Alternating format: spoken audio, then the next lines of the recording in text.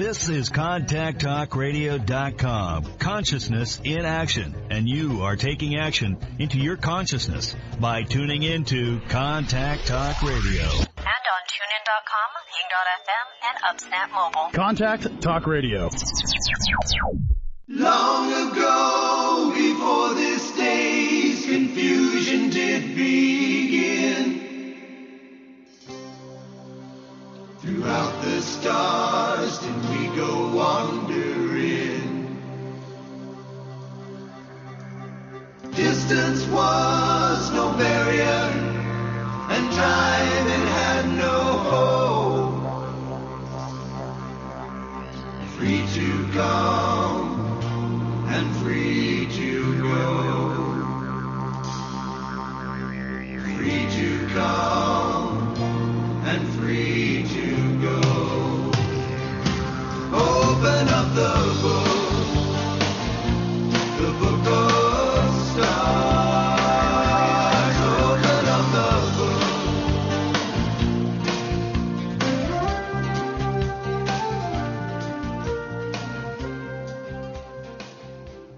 Hello, everyone, and welcome to Karmic Evolution's Astrologically Speaking. I'm your host, Sherry Horn Hassan of Karmic Evolution Astrology, coming to you on January 27th, 2022 from Contact Talk Radio.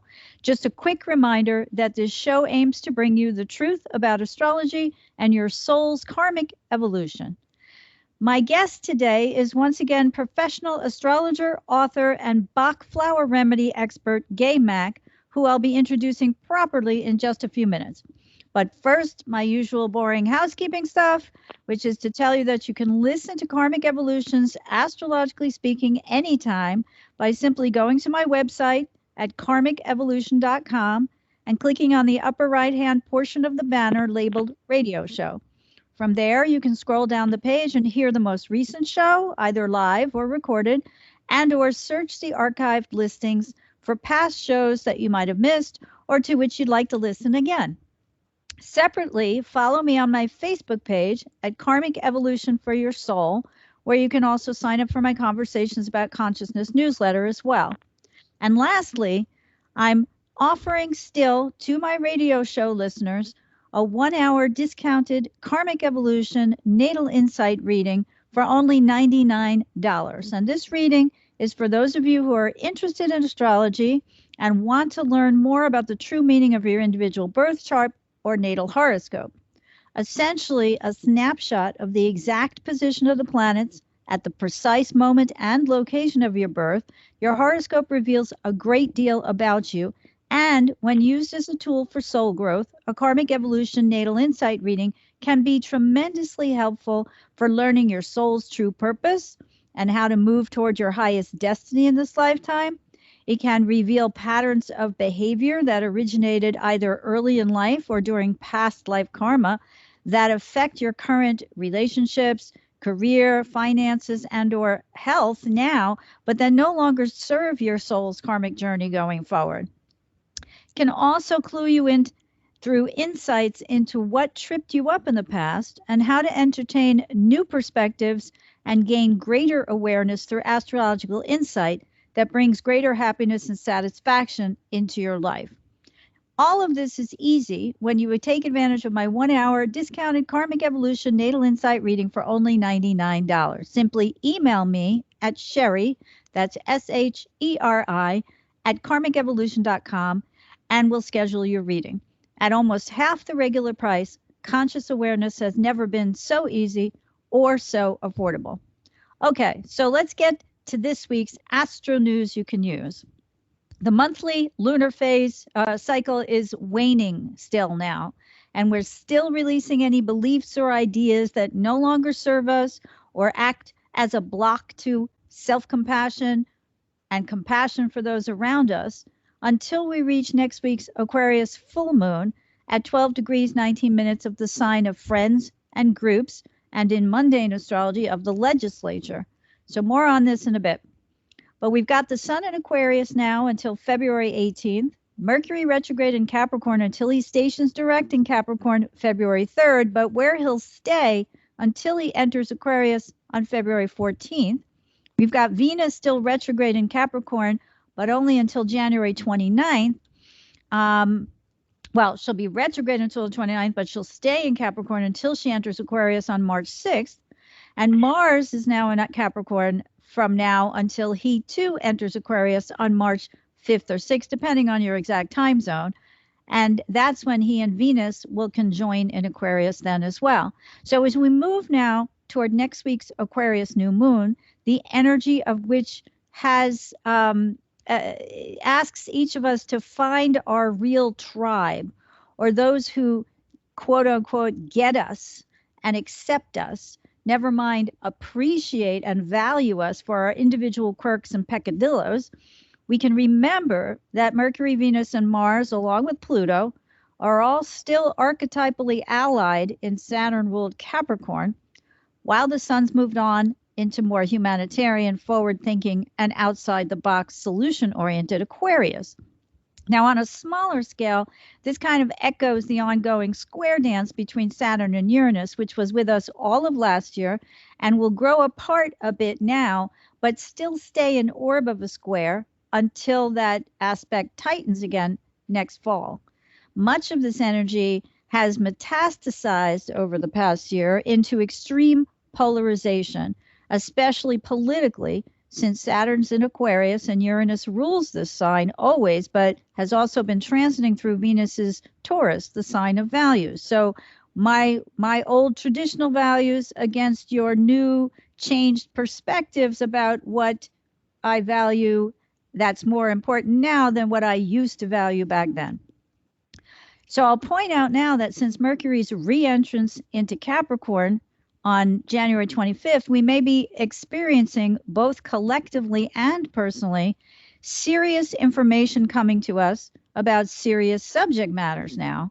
As Mercury retrograde waxes back toward his second meetup with Pluto in Capricorn on January 28th, which is tomorrow, we may note that his first one occurred December 30th when Mercury was still direct.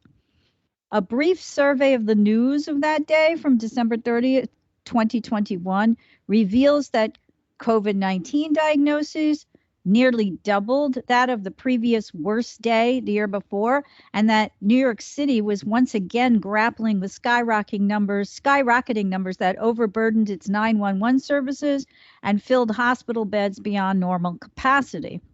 Now I grew up in New York, and I live only half an hour or so from the city in New Jersey, and this time period has been reminiscent of March of 2020, when before the vaccines were distributed widely, and we were in crisis here. So that's when Governor Cuomo at the time called in the National Guard. So things have looked again bad since at least the 30th of December, and they're starting to come down now, the caseload, thank God. But it was predicted back then on December 30th that the Omicron mutation of the virus would spread dramatically, and that we'd once again have difficulty operating on our normal daily schedules. Now, Mercury's Gemini rules the third house naturally, which represents early childhood learning. So it's no surprise that it was around this time also that many schools informed parents that when classes resumed after the winter holiday Christmas break and New Year's break, they'd start out as virtual rather than in person.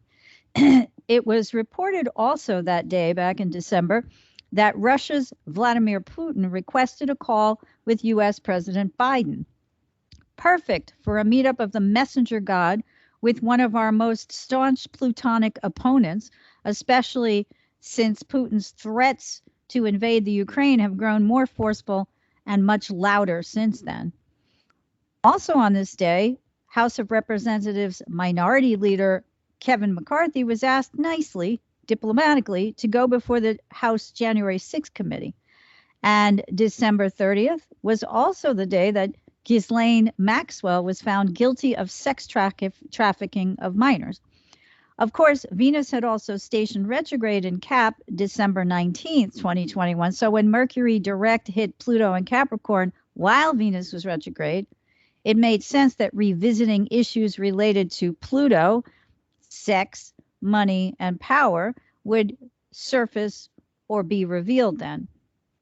And just a reminder, since this is all in Capricorn, Saturn, which rules the sign of Capricorn, is known as the judge. So it's interesting to note that yesterday, January 26th, just after Mercury retrograde re-entered Capricorn the day before, on January 25th, and as Mercury approaches his second meetup with Pluto and Capricorn tomorrow, January 28th, and I'll remind everybody that these kinds of aspects, especially with fast-moving planets, well, I mean, the fast-moving planets, I think it depends, but the energy when it's waxing is the strongest. Then when the aspect perfects, bam, it's like everything hits, right? But we've been building up to it. So some of the things that you hear or see as you're in with Mercury a day or two or three before, right? I mean, we can see this because it's just so provable. It's so easily provable. And then after the aspect perfects, we deal with the fallout from it, whether it's positive, negative, or whatever. So again, as Mercury retrograde re-entered Capricorn, Sirius on the 25th, and approached his second meetup with Pluto and Capricorn, which happens tomorrow, the news broke that the Supreme Court Justice Stephen Breyer was going to retire at the end of the court session. And the court usually goes out of session by late June or early July. So we can easily surmise that behind the scenes, Scorpio Sun President Joe Biden had probably been working to get Breyer to agree to this so that he can appoint a new justice before the midterm elections, which threatened to remove the Democrats from the majority in the House, or their current majority, I should say, in the House and or the Senate. It's interesting to note today also that I just saw right before I came on live that Senator Mitch McConnell apparently made some comments. They were reported today, so I don't know if he said them today or yesterday, that sounded ultimately optimistic and somewhat pessimistic. At first he said that the GOP's plans are going along swimmingly, for 2022. But he also added that he didn't think that he didn't think that the GOP would take the majority in the Senate. He believes that the midterm elections will result in the same 50-50. And when you have a 50-50 Senate and the administration in power is of one party, that party's vice president gets to break any ties. So, that was a little bit interesting aside, but also go back to the Supreme Court today, yesterday the news broke that Breyer was going to retire, but it wasn't formally announced. So today he made the formal announcement, both he and President Biden, of his retirement. And Biden made clear that his intention, which was a campaign promise he made back in 2020, is to nominate a Black woman as an addition to the High Court. Now, this fits in perfectly with the Sun in Aquarius and the energy of the upcoming Aquarius New Moon. It's the energy where we welcome into the tribe, in this case, the legal tribe, anyone who's qualified. And that's regardless of race, skin color, religious persuasion, culture, cultural background, etc. And Aquarius, again, is humanitarian and future-oriented. So changing the complexion of the Supreme Court moving forward makes perfectly good sense. So we also note, as we head toward the exact Mercury-Pluto conjunction tomorrow, a continuation of escalating tensions between Russia, the U.S., and other NATO countries, as Putin continues his threatened invasion of the Ukraine, and that yesterday the U.S. forwarded a written response, Mercury anyone?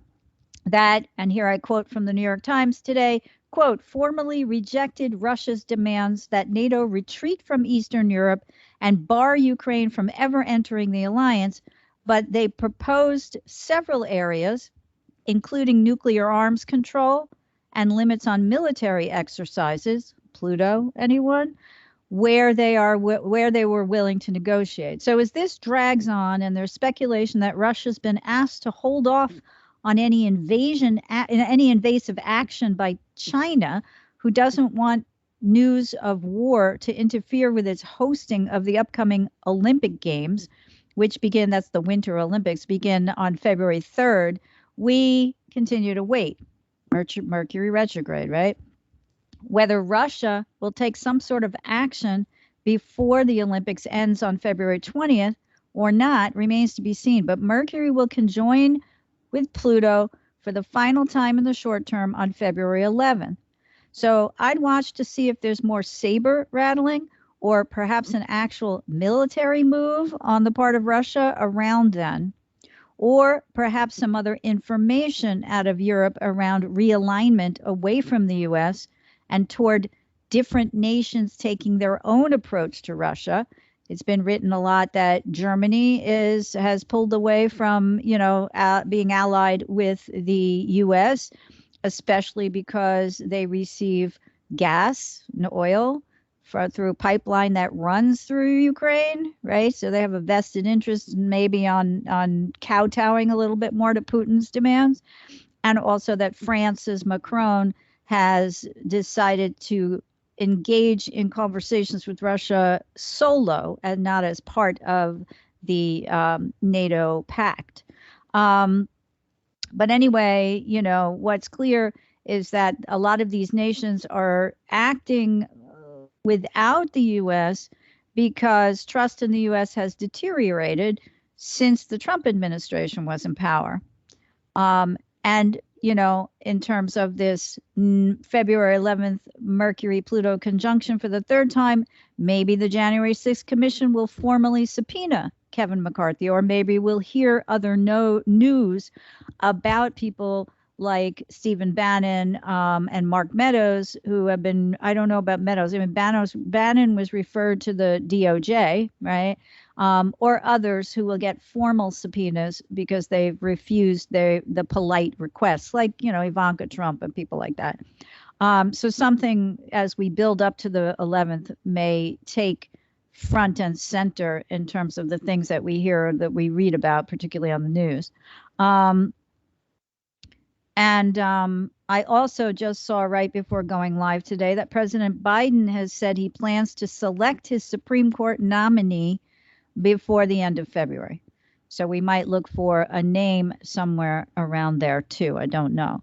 Now, Venus is stationed direct at 11 degrees and 5 minutes of Capricorn on January 29th, concludes our period of reviewing our relationships and whether or not there's enough commitment. That's a Capricorn requirement on both sides to sustain them going forward.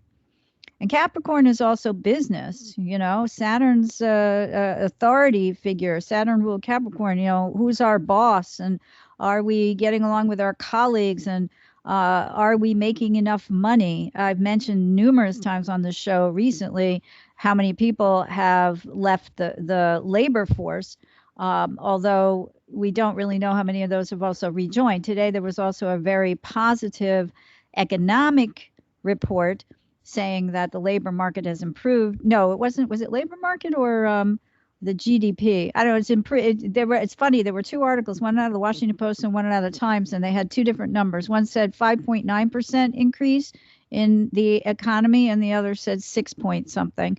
So, whatever, close enough, 6.1 or something like that. But either way, even though a lot of the right-wing news distorts the facts, the economy, aside from the inflation issue, right, has been growing and growing more than it has, according to these two articles, since 1984. Now, similarly, during Mercury's retrograde period, we've checked in with ourselves since December 19th, when Venus stationed retrograde in Capricorn, to now determine what's of most value to us, again, both in relationships, in our finances, in our business, if we're business owners, or our relationship with the business that is our employer, etc. So implementation of any decisions, consciously made or otherwise, will begin, if it hasn't already, with Venus is stationed direct on the 29th. Now, when the Sun squares Uranus in Taurus, and that's, of course, the Aquarius Sun, January 30th, after having exact squared the asteroid goddess of health, Hygeia, in Scorpio the day before, it sets itself into a T-square. Since the Sun squares the opposition between Hygeia and Uranus, the energy of which will be present at the Aquarius New Moon, which will, obviously, well, I'll get into this in a second, but the Aquarius New Moon occurs at 9:46 p.m. Pacific time on February 1st and at 12:46 a.m. Eastern time on February 2nd.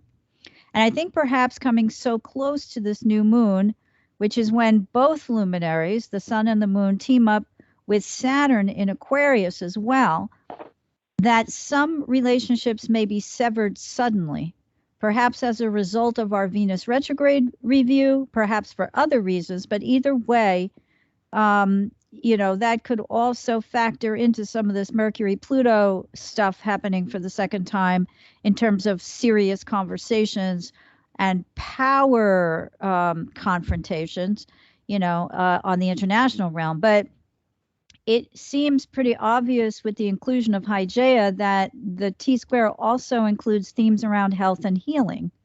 So with Saturn in the mix now at this new moon, but allied with the sun and the moon in square to the Uranus-Hygeia opposition, we may see more resistance to any restrictions against coronavirus mandates on one hand, but also resistance to those, to those situations like book banning in our schools, because that's a fight that's going on now in several of the nation's school districts. I mean, that's what comes to mind, Saturn and Mercury, right? I want to ban your books, but square Uranus, it's like, and a Uranus opposite Hygeia, if we want to extrapolate that, health is also, through learning, right? Knowledge is power kind of thing, right? That this sets up that Saturn-Uranus square more precisely right now. So this lunation at 12 degrees 19 minutes of the sign of friends, groups, hopes, and wishes occurs at 9:46 p.m. Like I said, I already gave you that data. Okay, but it provides us the opportunity to plant seeds which will blossom into a true sense of acceptance by others by first accepting our own differences.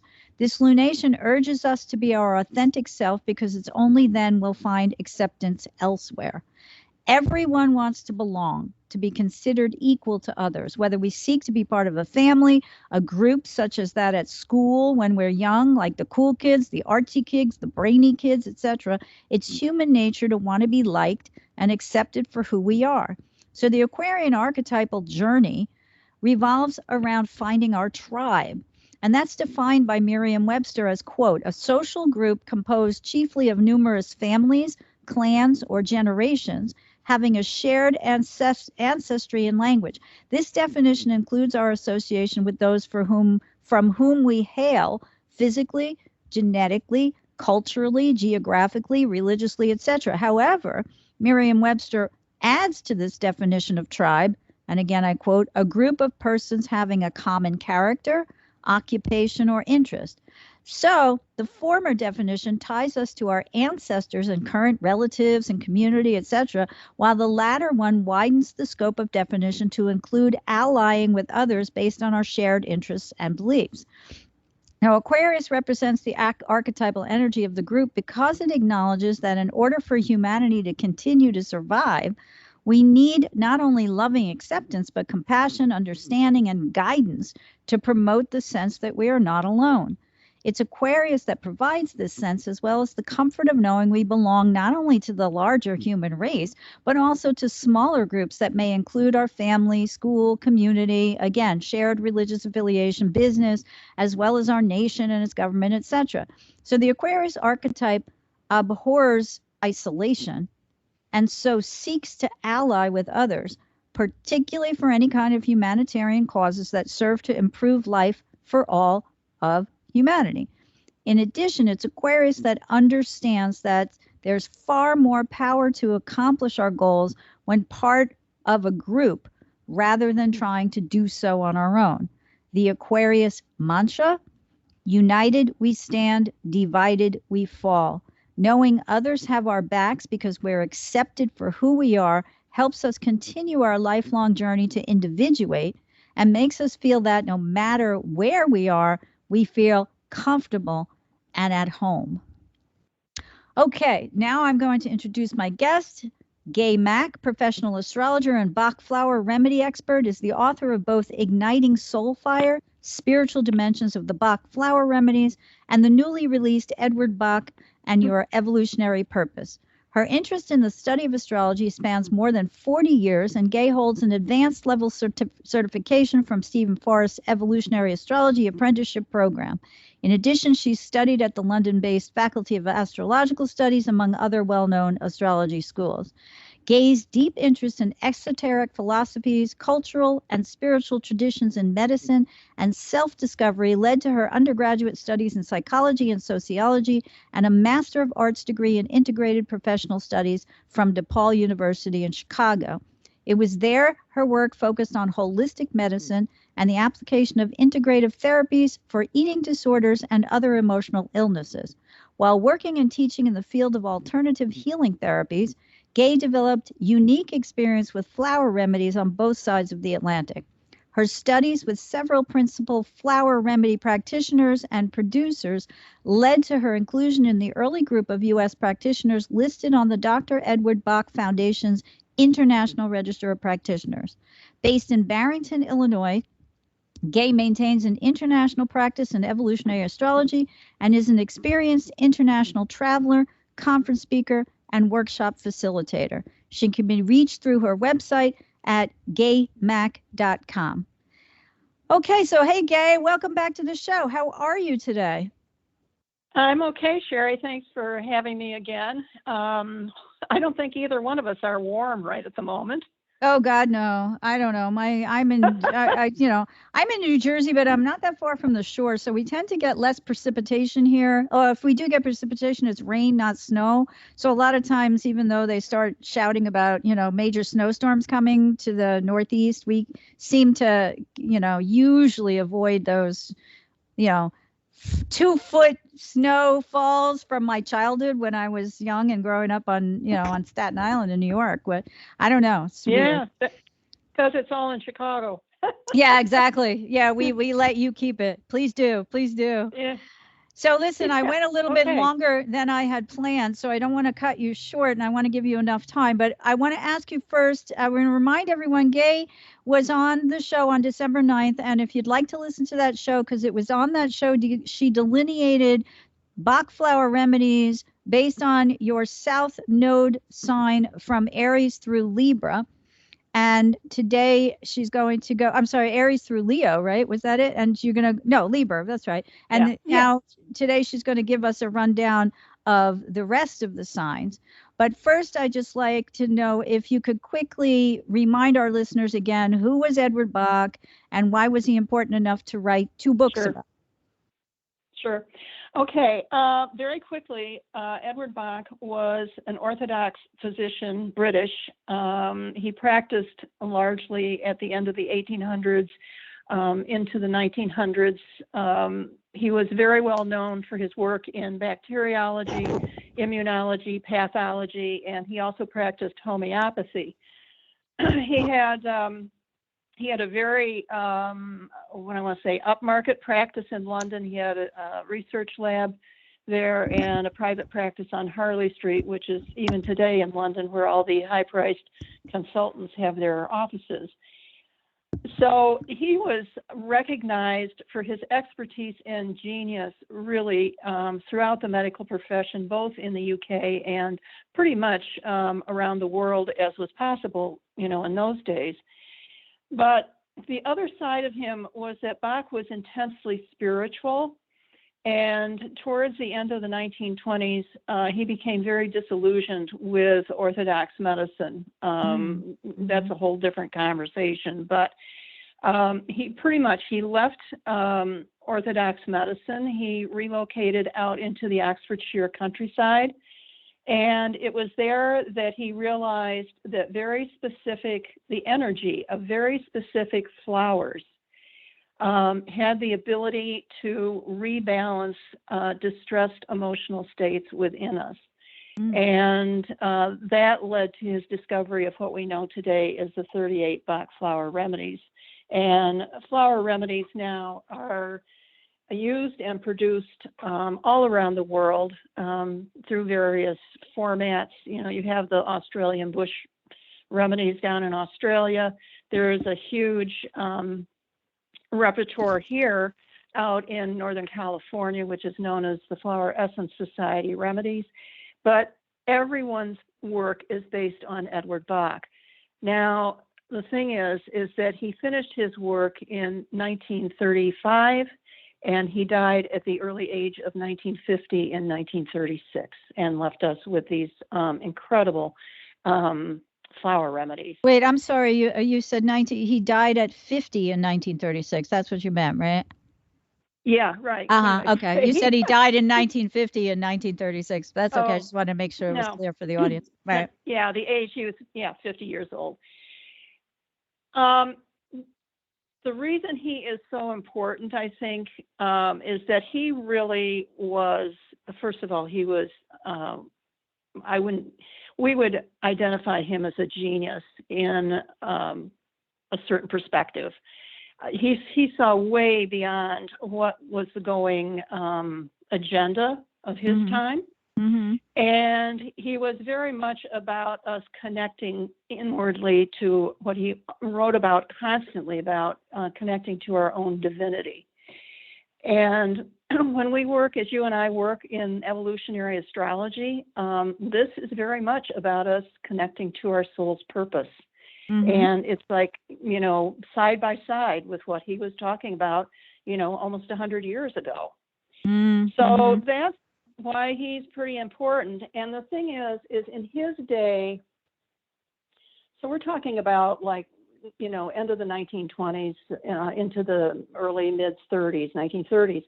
At that time, the spiritualist movement was huge in Britain, as it was in this country. Mm-hmm. And there was a lot of study of, quote, occult subjects, and one of them was astrology.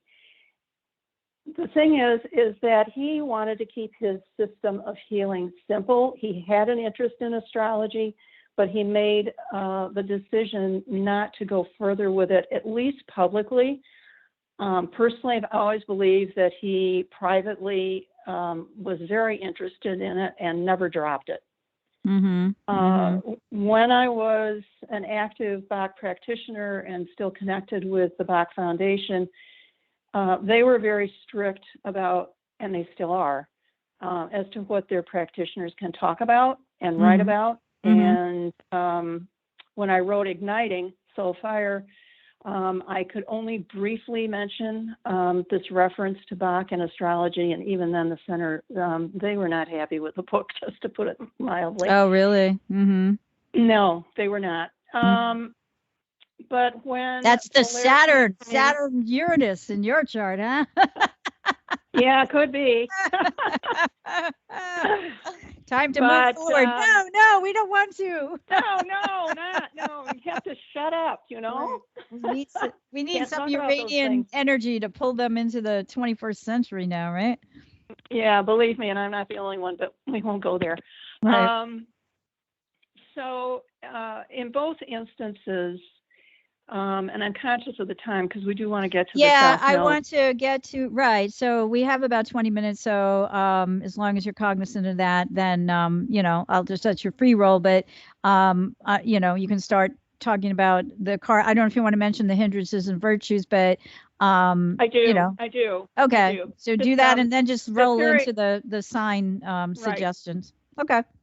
We're good. Just very quickly, when Polaire came to me about this book, which they did with Igniting as well, it gave me the opportunity. I didn't have restrictions that I had back in 2004.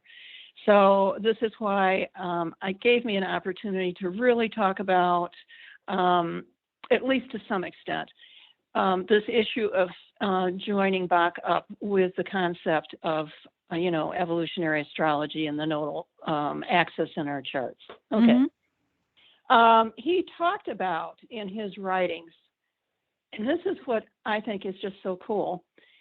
He talked about in his writings that each of the remedies in their emotional profiles possessed what he called a hindrance and a virtue at the other end. And so this is very much in keeping with the polarity between the South and North Node, in one's chart. And of course, his language was very Victorian. So obviously the hindrances, this is the negative manifestation, what you're trying to get away from. And so you use, particular remedy to balance that out so that you're moving towards, obviously, the virtue end of the scale, which is what we are, when we're going towards trying to work towards the North Node in our chart. So it's that kind of concept, and I found it very parallel. Very parallel. So I think, again, with the time, if we want to start quickly with the South Nodes. Now, I'd like to pick up with Virgo. Can we do that? Yeah, absolutely. Okay. So Virgo, of course, Virgo's low expression, and that's what I'm going to be focusing on, are the low expressions. And the remedies that I'm naming, which are in my book, are just a suggestion. And there are hundreds of possible combinations of the 38 remedies. So this is what I'm getting at, is this is not written in stone. These are just examples, suggestions, and people can, refer to, there are lots of books out there that talk about the profiles of each of the remedies, and they can do their research that way. So Virgo, as we know, Virgo in its low expression is never satisfied with anything.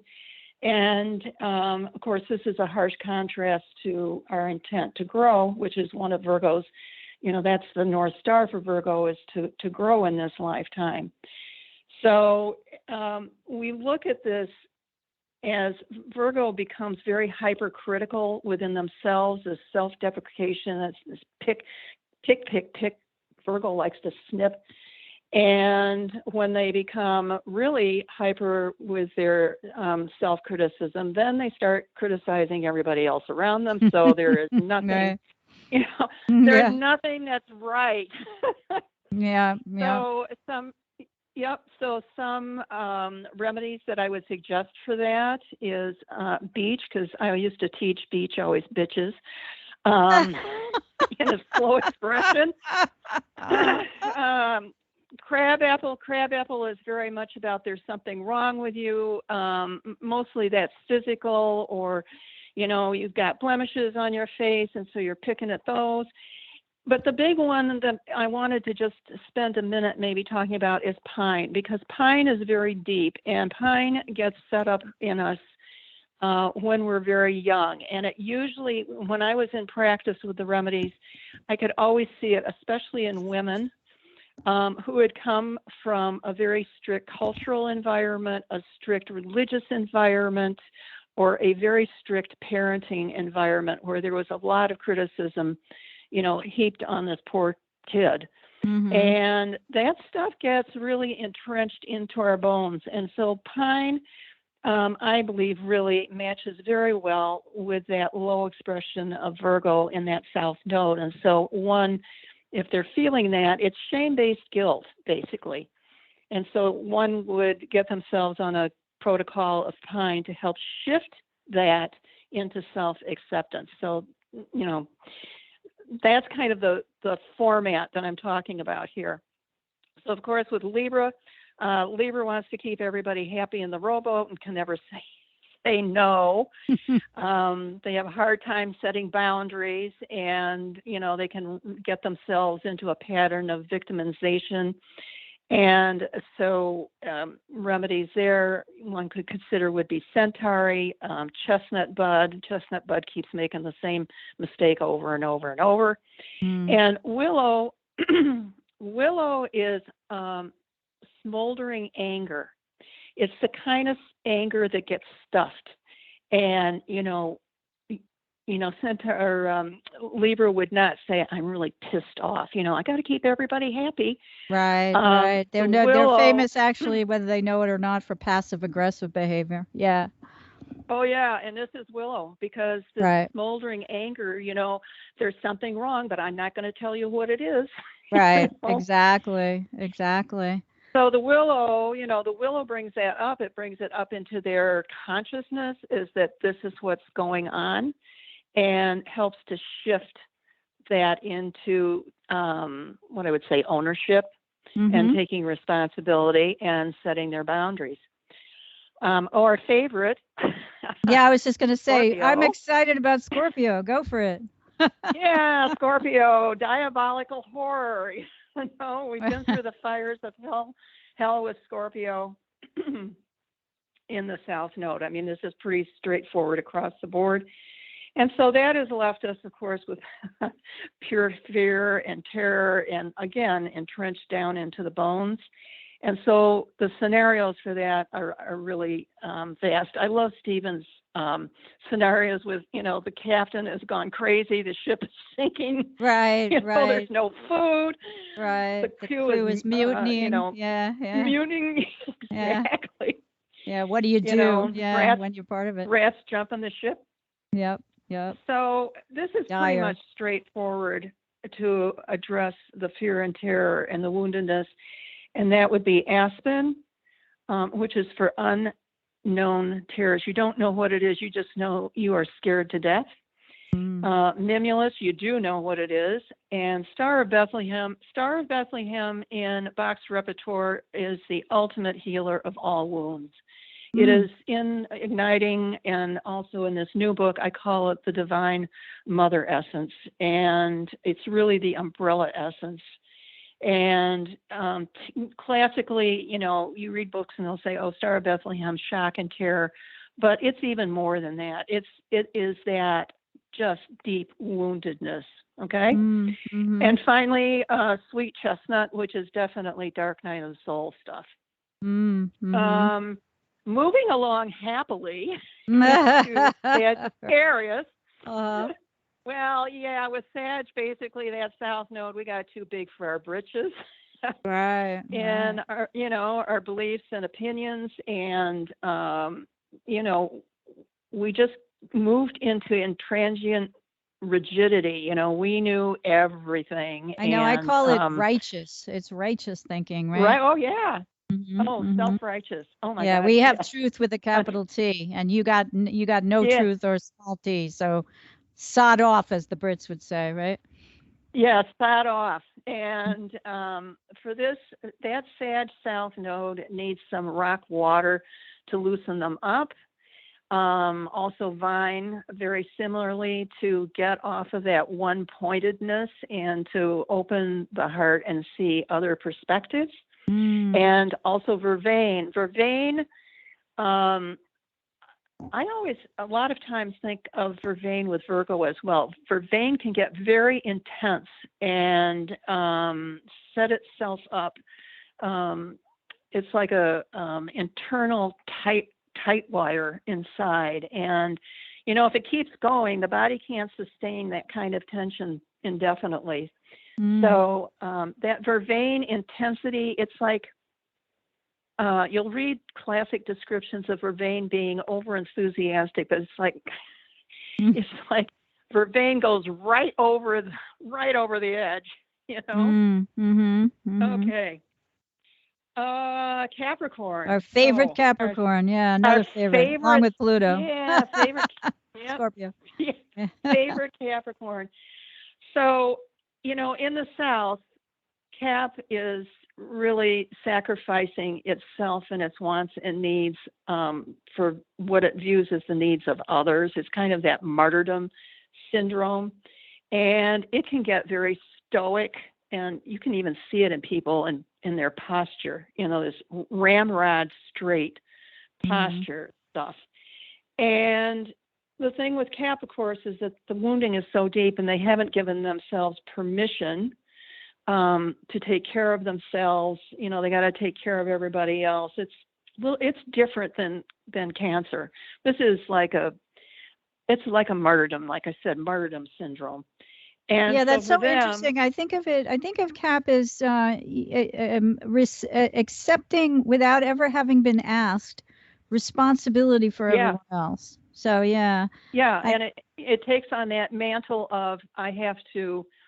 It's not rescuing in the sense of Cancer, but it's like, or Neptune, Pisces. I've been chosen.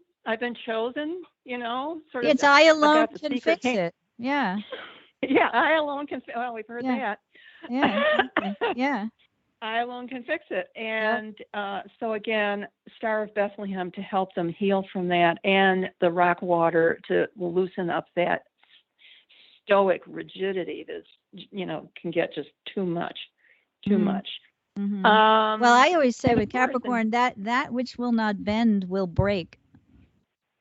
Absolutely. Yeah. So Absolutely. too much stiffness is not going to water, work, for 100 years.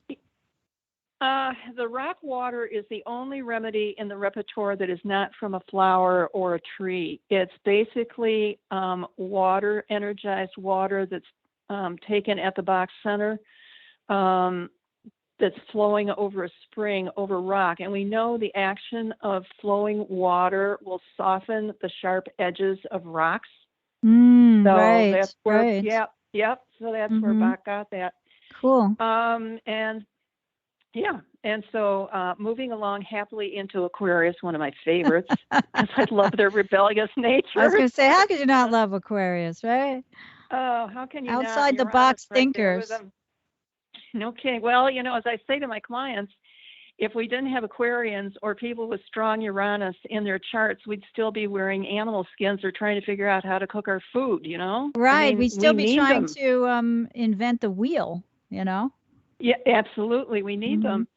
So here we have the rebellion and the bucking of the prevailing social agenda. And, we know that the Aquarians are often visionary geniuses. I mean, think of Galileo. Well, look what happened to him.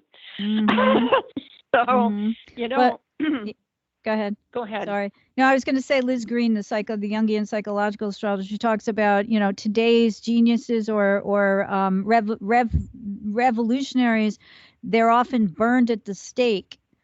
And then 100 years later, they become saints and martyrs because everybody realizes their brilliance, And how stupid those people were back then. Right, exactly. Yeah, but they were scared, that's everybody's afraid of the new, they're afraid of the new. But anyway, carry on. I don't want to interrupt.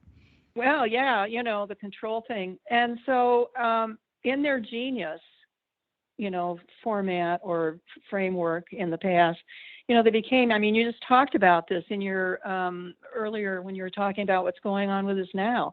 They become isolated from their others, and they go right into the head because Aquarius, is a mental sign. And when they really need to connect to their heart. Sorry, I need to take a drink of water there. Oh, yeah. And that's kind of scary because the head is, obviously a much safer place to be, and there's no risk. But the heart requires that we take risk. And so this is the key, because that's how we learn to trust our wisdom and intuition. So for these, or for this, I should say, would be Serato. Serato is very much about trusting intuition, getting out of the head. Gentian, another one, and Walnut, which is always about change and breaking the ties that bind us. And one more that I did not mention in the book, which is classic, I think, Aquarian energy, is water violet. And so finally, we have lovely Pisces. And the thing with Pisces is that no matter what circumstances we were in, we lost sight or connection to the meaning of spirituality, or at least how it connected with us personally, and we lost ourselves in the process. The British have this wonderful, I use it with my clients in my readings, this expression, slipping off the plate. And that's very much Piscean that has gone awry, I think, in my opinion, because there is a disconnection from the divine that Bach talked about so much, divine through the body. And so it's like people disappeared themselves. They disappeared themselves. And, you think about the ecstatics in the monasteries, in the nunneries. When I was doing my research for my thesis on eating disorders, I read a fascinating book out of the University of Chicago. It's called Holy Anorexia. And it's about the anorexia that was rampant in the nunneries and even in the monasteries. And the reason for that was because there was, first of all, with eating disorders, the body is the only place that one has control. That's the first thing. That's a major issue, control issue. And if you think about it, in the nunneries, having control over the body was the only place these women had control in a very patriarchal system. Right. And so as they starved themselves, they believed that they could get closer to God, closer to the divine. You know, totally misguided, but there you go. So yeah, quite a ways from the body is the temple, right? absolutely. Or let's say a mistaken interpretation of it or something, you know? No kidding. Yeah. And so the key is that for the North Node for Pisces is really to get back into that, into that connection where there's the realization of the connection between mind, body, and spirit. And for that would be clematis, which helps to ground us, and also wild rose that tends to work in telescoping the vision or the perspective is a better word, telescoping our perspective down in front of us instead of, you know, all over the universe as a Gemini would want to be. All right. You know? Right.